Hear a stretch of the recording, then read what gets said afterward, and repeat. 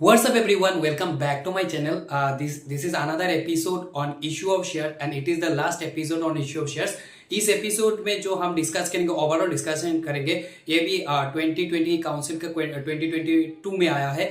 So and last part थोड़ा एक advance part होगा, एक एक्स्ट्रा पार्ट होगा. सो ये बहुत अच्छी तरह से देख लो, इस रिलेटेड ही एग्जाम में आता है. सो आफ्टर दैट ये तो हमारा, मैंने बोला लास्ट एपिसोड. अगर किसी का कोई प्रॉब्लम होने से you can ask me. Is that Sony Limited issued 10,000 equity share of 100 each, payable as 30 on application, 50 on allotment and the rupees 21 first and final call. ठीक है, ये 3 इंस्टॉलमेंट है. The shares are fully subscribed, called up and paid up except the following. कुछ नीचे 2 condition दिया गया. Rajiv holding 500 share fail to pay allotment and call money. मतलब एक शेयर होल्डर है, राजीव ने एप्लीकेशन दिया लेकिन अलॉटमेंट एंड कॉल मनी में नहीं दिया. और एक शेयर होल्डर है Sanjeev holding 800 share fail to pay the call money. मतलब यहाँ पे राजीव ने 2 इंस्टॉलमेंट नहीं दिया और संजीव ने एक इंस्टॉलमेंट, मतलब लास्ट वाला इंस्टॉलमेंट नहीं दिया. And all the shares are forfeited. मतलब ये जो हमारा शेयर है पूरा फॉरफिटेड हो गया. Then subsequently reissued as fully paid up at a discount of ₹20 per share. मतलब ये फॉरफिचर के बाद ये रीइश्यू भी हो गया ₹2 करके ₹20 करके डिस्काउंट में.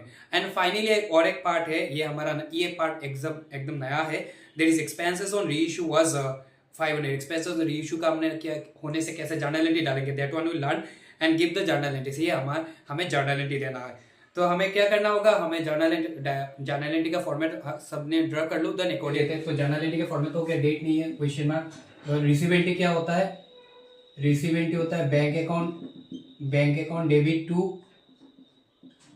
Account debit to equity share. क्या होगा, bank account debit to equity, सबको तो पता है. Bank account debit to equity share application account, bank account debit equity share application. क्या देन कितना शेयर है, 10,000 share at the rate of ₹30. तो 10,000 इंटू 30 क्या होगा, 10,000 इंटू 30 3 लाख. ठीक है, हमारा हो गया ये.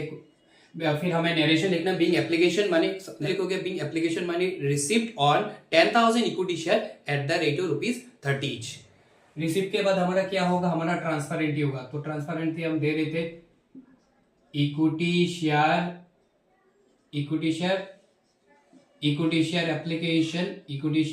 Application account debit, equity share application account debit to equity share. कहाँ पर ट्रांसफर होता है, कैपिटल में. तो equity share application account debit to equity share क्या होगा, equity share application account debit to equity share capital. तो 10,000 equity share application account debit equity share capital. तो 10,000 इंटू 30 तो क्या होगा, 3 लाख. यहाँ पे 3 लाख, यहाँ पे भी 3 लाख हो जाएगा. ठीक है, एंट्री क्या होता है, टेल मी ड्यू एंट्री. तो इक्विटी शेयर क्या होगा, equity share allotment, equity share क्या होगा बोलो, equity share allotment account debit to equity share equity share capital account. ठीक है, equity share allotment account debit to equity share allotment account debit equity share capital कितना है, 50. 10,000 into 50 कितना होगा, 10,000 into 50 5 lakh. यहाँ पे 5 लाख, यहाँ पे 5 लाख, यहाँ पे 5 लाख. तो हमारा नरेशन क्या होगा, being allotment money due on 10,000 share at the rate of ₹50 each. ठीक है, देन उसके बाद हमारा क्या होगा, रिसीव एंट्री. तो रिसीव एंट्री में क्या है ना, एक यहाँ पे है राजीव ने 500 शेयर अलॉटमेंट में नहीं दिया, जो पैसा हमको नहीं मिलता उसको हम क्या होता है, एंट्री. तो bank account debit calls in arrear, bank account debit calls in arrear account debit, क्योंकि हमें यहाँ पे 500 नहीं मिला.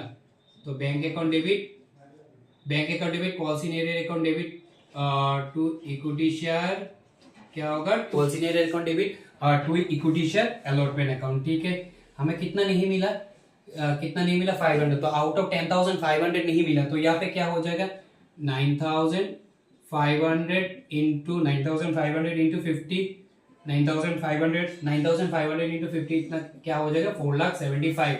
और यहाँ पे कितना नहीं मिला, 500 इंटू 50 कितना हो जाएगा, 25,000.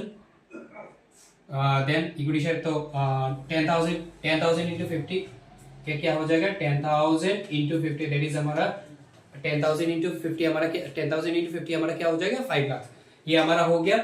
फिर हम क्या एंट्री डालेंगे, फर्स्ट कॉल का हमारा पहला एंट्री क्या होता है, first equity share due entry होता है इक्विटी शेयर फर्स्ट एंड क्या होगा बोलो, equity share first and final call account debit to equity share first and final call account debit to equity share क्या होगा, इक्विटी शेयर कैपिटल अकाउंट, क्या होगा, equity share capital. कितना है 10,000 कितना करके इक्विटी शेयर 20 करके, तो 10,000 इंटू 20 कितना होगा, 10,000 इंटू 20 कितना होगा 2 लाख। तो 2 लाख हमने दो जगह लिख लिया। फिर हमारा यहाँ पे क्या है, हमारा फर्स्ट एंड फाइनल कॉल में हमारा फिर से हमारा कॉल सी नहीं रहे, यहाँ पे कॉल सी नहीं रहे, दो कॉल सी नहीं रहे। एक राजीव ने दिया 500 नहीं दे पाया, इसमें अलॉटमेंट में नहीं दे पाया और कॉल मनी में नहीं दे पाया, और संजीव ने हमारा कॉल मनी में नहीं दे पाया। तो हमने तो यहाँ पे दे दिया 500 जो राजीव ने नहीं दिया। अभी संजीव और राजीव दोनों मिला के प्लस करना होगा। तो राजीव ने नहीं दिया 500 और संजीव ने, शेयर होल्डर ने 500 नहीं दिया, एक शेयर होल्डर ने 800 नहीं दिया। तो टोटल कितना नहीं मिला कंपनी का 1300, मतलब 1300 नहीं मिला। तो हम यहाँ पे रिसीव एंट्री में हम दिखाएंगे। तो रिसीव एंट्री में पहले लिखेंगे बैंक अकाउंट, रिसीव एंट्री में दिखाएंगे bank account debit calls in arrear account debit, bank account debit calls in arrear account debit to equity share, bank account debit calls in arrear account debit to equity share first and final call account. ठीक है, ये हमारा हो गया। हाँ, तो हमें bank पे कितना होगा, टोटल कितना नहीं मिला 1300, आउट ऑफ 10,000 1800 नहीं मिला। तो कितना मिलेगा 8700 इंटू 20। ठीक है, 8700 इंटू 20 ही हमारा रिसीव होगा। और कितना नहीं मिला 500 प्लस 800 1300, तो 1300 इंटू 20 ये हमारा 1300 इंटू 20 है। यहाँ पे हमारा क्या होगा 10,000 इंटू 30। तो ये क्या हो जाएगा, ये दोनों ये इंटू करने के बाद 1,74,000 और ये क्या हो जाएगा 26,000, क्या होगा 26,000 क्या। और ये हमारा दैट इज हमारा 10,000 into 20 that is 2 lakh. I think ये समझ में आ गया, इज इट क्लियर। ठीक है, फिर हमारा क्या एंट्री होगा, दिस शेयर्स आर फॉरफिटेड बोला गया ना, तो ये हमारा शेयर फॉरफिटेड हो गया। तो हम यहाँ पे दिखाएंगे, तो आप लोग नीचे ही कर लेना है, लिख लेंगे। तो हम क्या लिखेंगे, पहले फॉरफीचर का एंट्री डालेंगे। फॉरफीचर का एंट्री क्या होगा, इक्विटी शेयर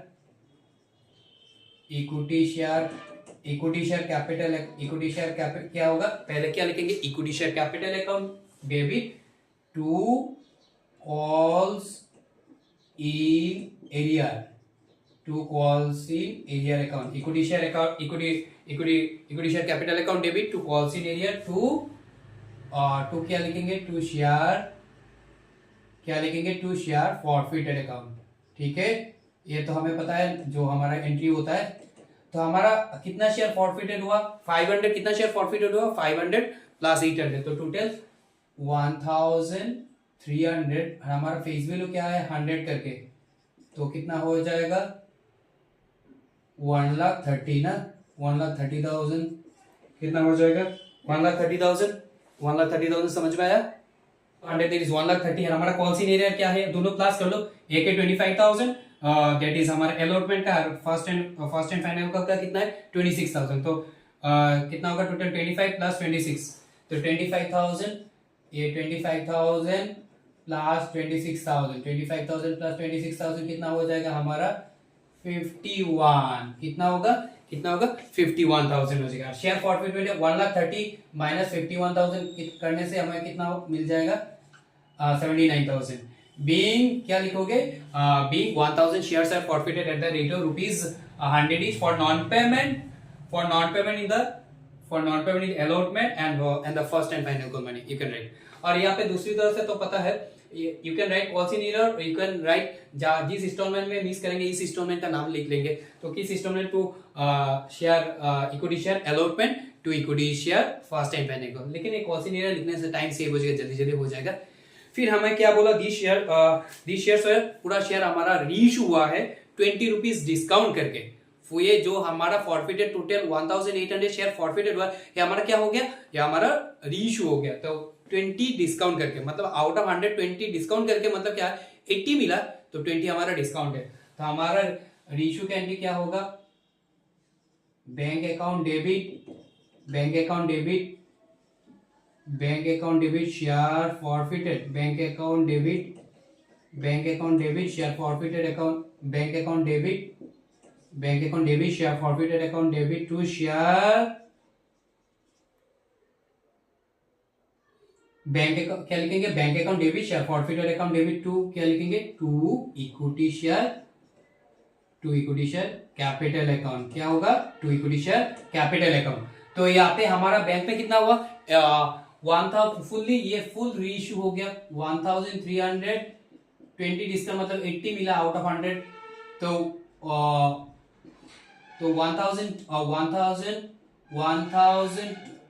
1300 इंटू 20, तो 1000 कितना होगा, 1300 इंटू 80 कितना हो जाएगा, 1,04,000 ये बैंक में मिला। और 1300 इंटू 20 करके कितना होगा, 26,000। और ये हमारा क्या होगा, 1300 इंटू कितना होगा, 100, तो भाई क्या होगा, 1,30,000। समझ में आया, क्या होगा, 1 लाख कितना होगा, 1,30,000। फिर हमारा क्या एंट्री होता है, फिर हमारा जो एंट्री, फिर हमारा क्या एंट्री होता है, फिर हमारा प्रॉफिट एंड रेशियो। लेकिन यहाँ पे और एक एंट्री है, ये हमारा नया है, इस पिछले एपिसोड में हमने कवर नहीं किया, एक्सपेंसेस ऑन रेशियो। तो एक्सपेंसेस ऑन रेशियो कितना है, 500। तो एक्सपेंसेस ऑन रेशियो होने से हमें दो एक्स्ट्रा एंट्री डालना होता है, क्या लिखेंगे, एक्सपेंसेस ऑन, क्या लिखेंगे, एक्सपेंसेस ऑन रेशियो होने से हम लिखेंगे expenses on ratio account debit to bank account, क्योंकि एक्सपेंसेस होने से हमारा क्या होता है, एक्सपेंसेस होने से हमारा डेबिट होगा, और जब हमारा एक्सपेंसेस होगा बैंक का एसेट हमारा कम हो जाएगा, एसेट हमारा कम हो जाएगा ना। एक्सपेंसेस ऑन रेशियो ये कैसे, ये डेबिट क्रेडिट में expenses on ratio account debit to bank account, ये एक्सपेंसेस ऑन रेशियो क्वेश्चन में बोलने से ये एंट्री लिखना होगा, ठीक है। हमारा एक्सपेंसेस जब देंगे, हमारा एक्सपेंसेस इंक्रीज होने से क्या होता है, डेबिट, तो एक्सपेंसेस होने से इंक्रीज होगा ऑफ कोर्स, तो ये डेबिट होगा। और जब हम एक्सपेंसेस पे करेंगे तो हमारा एसेट डिक्रीज हो जाएगा, तो एसेट बैंक मतलब एसेट डिक्रीज होने से क्या होगा, क्रेडिट। फिर और एक एंट्री शेयर क्या होगा, share forfeited account debit to share forfeited account debit to capital reserve, share forfeited account debit to capital reserve क्या होगा, हमारा प्रॉफिट ऑन रेशियो का एंट्री क्या होगा, प्रॉफिट ऑन रेशियो का एंट्री होगा share forfeited account debit to capital reserve, ठीक है। अभी देखो एकदम सिंपल कैलकुलेशन एकदम इजी है।